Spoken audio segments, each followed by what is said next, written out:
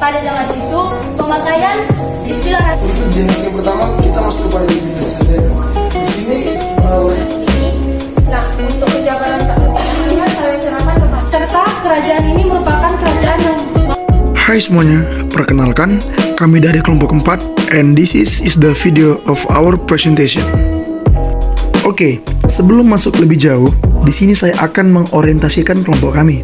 Kami adalah para mahasiswa program studi ilmu sejarah yang berasal dari Fakultas Ilmu Budaya Universitas Sumatera Utara, Stambuk 2022, yang tergabung di dalam kegiatan kerja kelompok pada mata kuliah Sejarah Indonesia sampai dengan abad ke-15. Di sini, kami tergabung di dalam kelompok 4 yang beranggotakan 8 orang yang akan membawakan topik mengenai dinamika politik, sosial, budaya, dan ekonomi di Kerajaan Mataram kuno atau Medang.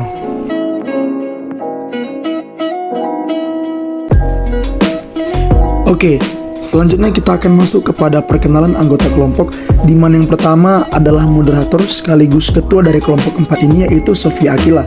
Lalu yang kedua ada Rafael Naibaho selaku narator dan juga editor video. Yang ketiga ada Muhammad Rifi Ananda. Yang keempat ada Melis Napurba. Yang kelima ada Rana Alif Novandi. Yang keenam ada Stephen Yohanes Hasibuan. Yang ketujuh adalah Kirin Devina. Dan yang kedelapan adalah Haikal Muhammad Rehan, di mana dari nama yang ketiga sampai pada ke-8 tadi berperan sebagai narator. Oke teman-teman, pada poin ini kita masuk kepada pembekalan dan juga pemberian materi. Yang pertama adalah pengantar yang akan disampaikan oleh Sofia Akila. Ya, Assalamualaikum warahmatullahi wabarakatuh. Selamat pagi, salam sejahtera untuk kita semuanya. Saya hormati dosen pengampu mata kuliah Sejarah Indonesia abad 15, Ibu Lestari Gareng Cinta Utami, dan yang saya senangi teman-teman sekalian. Jadi Seperti ada yang kurang nih. Oh ya, cinematic effect-nya kita lupa. 1, 2, 3, langsung saja. hari ini kami dari kelompok 4 akan mempresentasikan hasil diskusi dari materi yang telah disampaikan tentang salah satu kerajaan kuno di Nusantara dengan isu utamanya bidang dinamika politik, sosial, budaya, dan ekonomi di kerajaan Mataram kuno atau Medang. Dari sini kita mulai untuk bagian pertama, latar belakang sejarah berdirinya serta letak kerajaan Mataram kuno akan dijelaskan oleh teman kita Kirin Devina. Kepada Kirin, waktu dan tempat dipersilakan.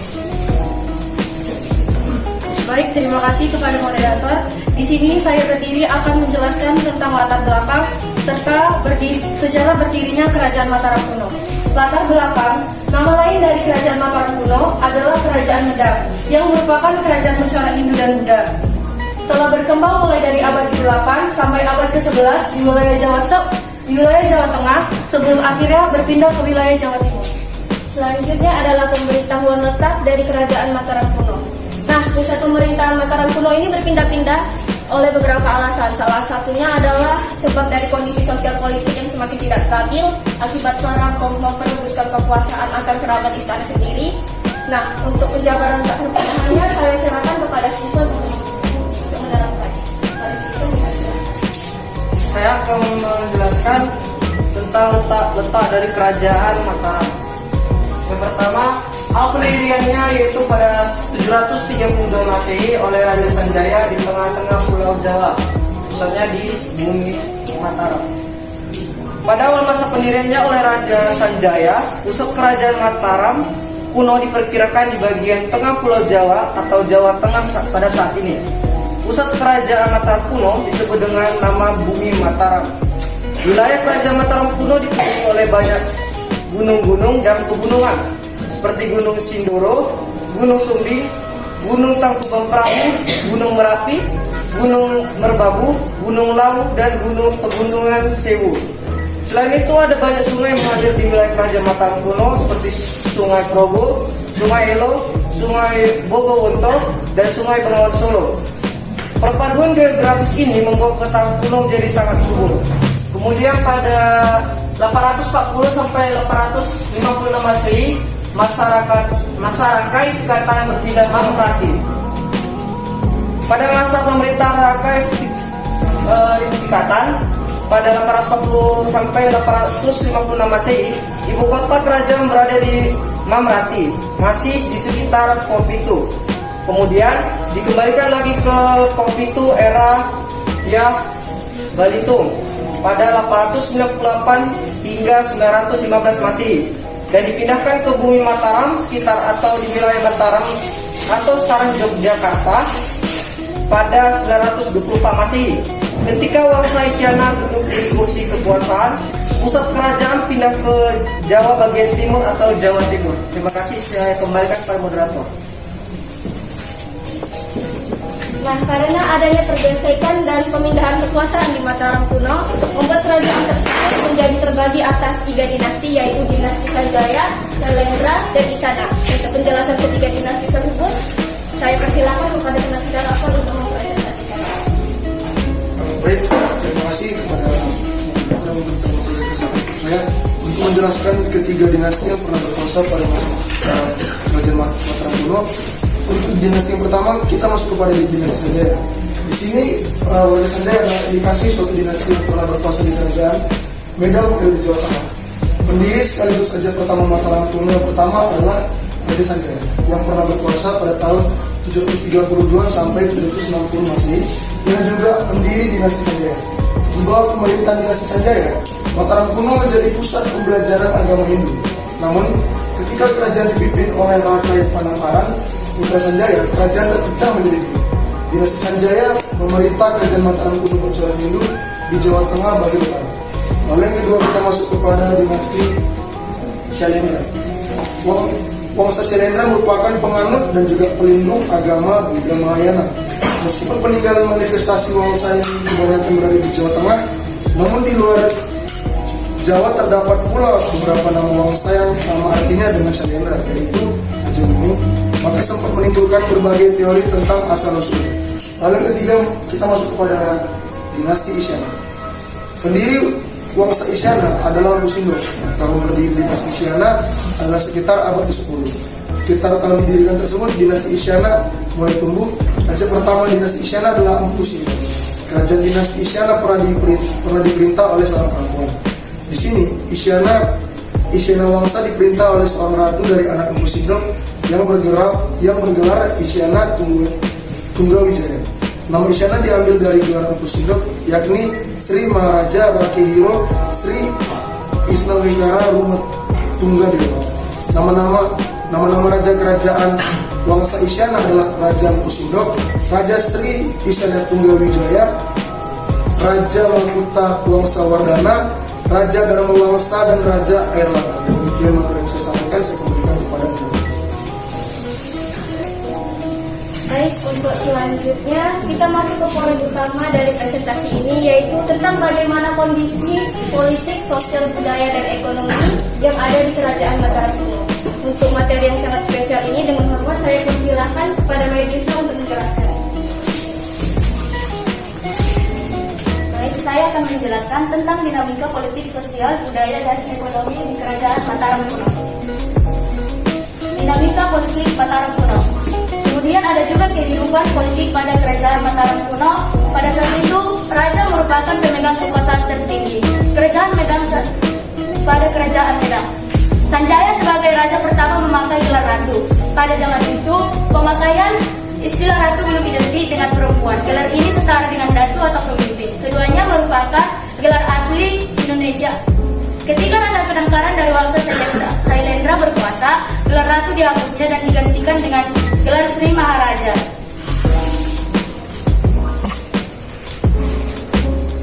Agama resmi Kerajaan Medan pada masa pemerintahan Raja Sanjaya adalah Hindu aliran Siwa. Ketika Syailendra Wangsa berkuasa, agama resmi kemudian berganti menjadi Buddha aliran Mahayana. Kemudian pada saat Raja Pikatan dari Sanjaya Wangsa berkuasa, agama Hindu dan Buddha tetap hidup berdampingan dan saling toleransi.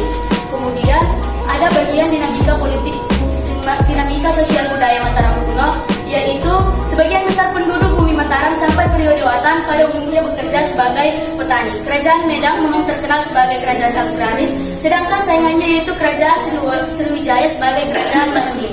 Agama resmi Kerajaan Medan pada masa pemerintahan Raja Sanjaya adalah Hindu aliran Siwa. Ketika Syailendra berkuasa, resmi kemudian berganti menjadi Buddha aliran Mahayana. Kemudian pada saat Raja Pikatan dari Sanjaya Wangsa berkuasa, agama Hindu dan Buddha tetap hidup berdampingan dan saling toleransi. Terima kasih, saya kembalikan kepada moderator oleh teman kita Haikal.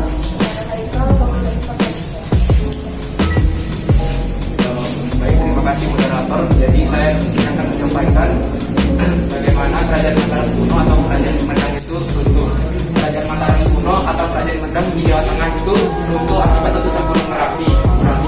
Runtuhnya ini konon diduga akibat letusan Gunung Merapi yang berdiri megah di perbatasan Jawa Tengah dan Yogyakarta. Akibatnya pemerintahan kerajaan Mataram kuno di Jawa Tengah runtuh. Terima kasih. Selanjutnya, bagian materi yang terakhir adalah penyebutan berbagai jenis sumber yang ditinggalkan pada masa pemerintahan Mataram kuno yang akan dikemukakan oleh Rana Alvin pada sesi minggu pertama. Terima kasih kepada moderator. Yang saya bacakan adalah berikut adalah sumber-sumber dari beberapa prasasti dari kerajaan Mataram kuno. Yang pertama adalah prasasti Canggal. Prasasti ini berangkat tahun 454 Saka atau 732 Masehi. Ditemukan di halaman Candi Gunung Bukit, tepatnya di dusun Canggal, Provinsi Jawa Tengah. Yang kedua adalah prasasti Kalasan. Prasasti berangkat tahun 778 Masehi. Ini ditemukan di Desa Kalasan, daerah istimewa Yogyakarta. Yang ketiga adalah prasasti Mantiasi. Ditemukan di Mantiasi ini saat ini Menteng, Magelang, Jawa Tengah, yang berangkat tahun 907 Masehi. Adapun sumber sejarah yang lain adalah candi. Kerajaan Mataram kuno meninggalkan banyak candi, mau itu bercorak Hindu atau Buddha. Beberapa di antaranya adalah Candi Pelausan, Candi Prambanan, Candi Sewu, Candi Kalasan, Candi Kendulan, Candi Marongan, Candi Ijo, Candi Mendut, Candi Mawon, Candi Sabirasi, Candi Sari, Candi Barong, Candi Sojiwan, dan Candi Borobudur. Terima kasih. Saya berikan pada Baik, pembahasan dari berbagai bagian materi telah selesai. Untuk yang paling terakhir, sebelum sesi tanya dibuka, izinkan saya untuk membaca kesimpulan dari Kerajaan Mataram kuno. Kerajaan Mataram kuno merupakan kerajaan yang dibangun pada abad ke-8 Masehi. Kerajaan ini dipimpin oleh 3 dinasti, yaitu dinasti Sanjaya, dinasti Sailendra, dan dinasti Isyana. Kerajaan ini pertama kali diperkirakan berdiri di bumi Mataram di pusat Yogyakarta. Berdasarkan periode kepemimpinannya, ibu kota berada di Jawa Tengah pada masa pemerintahan dinasti Sanjaya dan dinasti Sailendra yang berkuasa. Pada masa pemerintahan Rakai Panakaran, Mataram kuno terbagi menjadi 2. Dinasti Sanjaya memimpin kerajaan Mataram kuno di bagian Jawa Tengah, bagian utara dengan bercorak Hindu, sedangkan dinasti Sailendra memimpin kerajaan Mataram kuno dengan corak Buddha di daerah Jawa Tengah bagian selatan. Kerajaan ini mengalami puncak kejayaan di bawah kekuasaan dinasti Sailendra.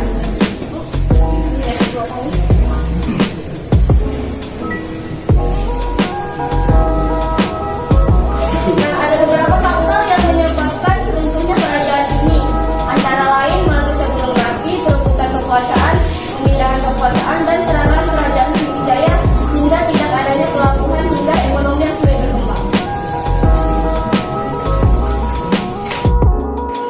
Oke, setelah tadi kita mendengar penjabaran materi dari para narator mengenai dinamika politik, sosial, budaya, dan ekonomi di Kerajaan Mataram kuno, sekarang saatnya kami membuka sesi pertanyaan dari kelompok lain. Dengan NIM 22070636 dari kelompok 1 ingin bertanya.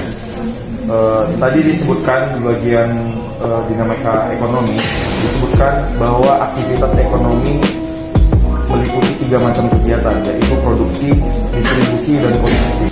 Dan dari yang kalian sampaikan tadi, yang cuma ada penggambaran itu di bagian produksi saja. Bagaimana dengan distribusi, kegiatan distribusi dan konsumsi? Apakah ada gambarannya pada saat ini? Terima kasih Elias. Untuk kelompok 2, mengapa kerajaan Mataram kuno itu berbeda-beda ibu kota? Terima kasih. untuk siapa tadi? Untuk Haikal. Pada kelompok 3, silakan berdiri.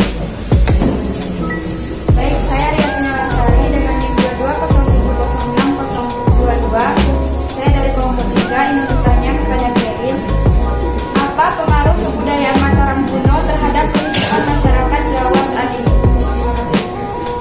Nah, kelompok 5,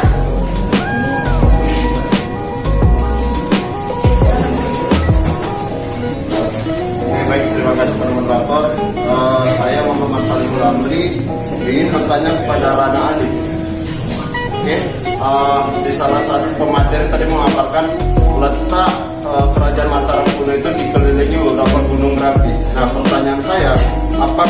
kerajaan Mataram kuno juga memakai landasan kosmogonis. Sekian, terima kasih. Kelompok 6, silakan berdiri.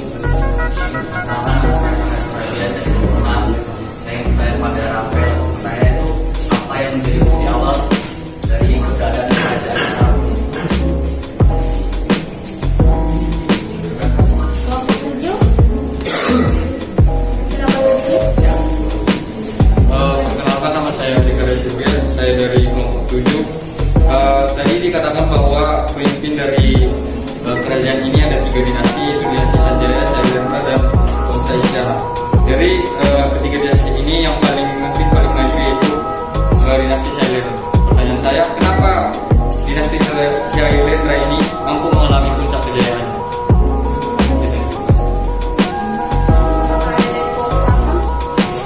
Saya dari pekerjaan dengan tim 2007-06-052, saya dari kelompok 1. Di sini saya mau bertanya, adanya ancaman dari siapa yang melatar belakangi runtuhnya kerajaan Mataram kuno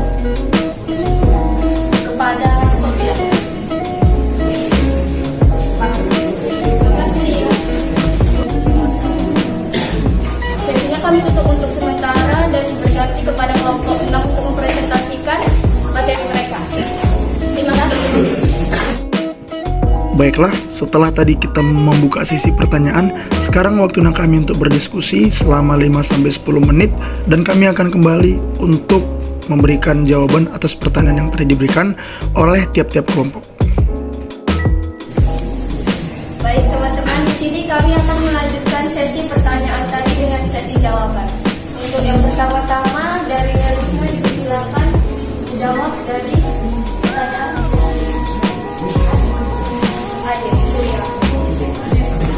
Adik Arya. Alasan mengapa pada masa pemerintahan Raja Sailendra Medang mengalami puncak kejayaannya adalah karena pada masa itu terjadi banyak perkembangan di berbagai bidang seperti politik, ilmu pengetahuan dan budaya, ilmu kesenian dan sosial. Sailendra juga melakukan perluasan wilayah yang memperkirakan kekuasaannya sampai ke semenanjung Malaka. Selain itu, Raja Sailendra juga terkenal sebagai raja yang cakap, adil dan taat beragama, sehingga kerajaan Medang mengalami puncak kejayaan dan masyarakatnya hidup makmur di bawah kepemimpinannya. Terima kasih. Teman-teman, selanjutnya alasan mengapa ibu kota Mataram kuno berpindah-pindah dari Olga untuk Haizal. Silakan menjawab. Jadi saya di sini akan menjawab pertanyaan dari Olga. Alasan mengapa ibu kota kerajaan Mataram kuno berpindah-pindah. Ada beberapa alasan yang menyebabkan kerajaan Mataram kuno berpindah-pindah. Kondisi sosial politik yang semakin tidak stabil akibat perang memperebutkan kekuasaan antar kerabat istana sendiri, dan yang terakhir karena bencana meletusnya Gunung Merapi. Yang ketiga, pertanyaan dari Ria akan dijawabkan oleh Ferry. Terima kasih kepada Ria atas pertanyaannya. Pertanyaannya itu kan pengaruh kebudayaan Mataram kuno terhadap masyarakat Jawa pada saat ini. Jadi jawabannya itu berkembangnya seni tari, seni pangan, seni sastra dan lain sebagainya. Di samping itu muncul juga kebudayaan kejawen yang merupakan akulturasi di antara dua kebudayaan asli, Hindu, Buddha dengan Islam. Terima kasih. Kemudian pertanyaan dari Amri oleh ke Ali, silakan menjawab. Pertanyaannya adalah, apakah kerajaan Mataram kuno juga memakai landasan kosmogonis? Jawabannya adalah iya. Kosmogonis adalah menggambarkan kepercayaan mereka akan hubungan dunia manusia dengan alam semesta. Kerajaan di Mataram kuno menganut landasan konsep kosmogonis. Dijelaskan dalam prasasti Canggal. Dalam prasasti itu disebut bahwa Raja Sanjaya telah menaklukkan kerajaan-kerajaan di sekitar Mataram. Selama Raja Sanjaya memerintah dengan berikat pinggangkat samudra dan berdada gunung-gunung, rakyat dapat tidur dengan tenang dan aman tanpa merasa takut akan bahaya. Gambaran tersebut memperlihatkan masyarakat percaya bahwa Raja Sanjaya adalah pusat alam semesta di kerajaan Mataram, sekaligus perwujudan dewa yang dikirim untuk mensejahterakan rakyat. Ambil.